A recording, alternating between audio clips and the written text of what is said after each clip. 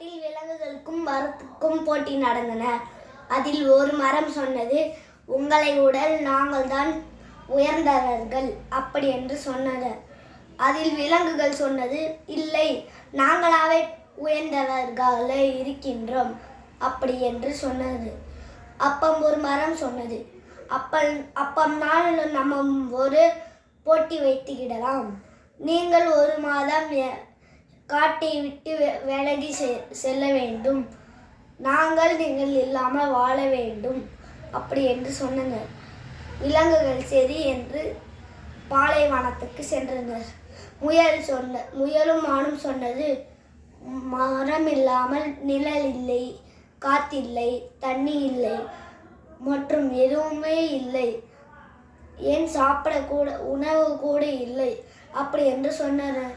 விலங்குகளை வேட்டைக்காரர்கள் வேட்டையாடி சென்றனர். அந்த நேரத்தில் விலங்குகள் எல்லாம் அறிந்து கொண்டனர், நாம் செய்தது தப்புதான்.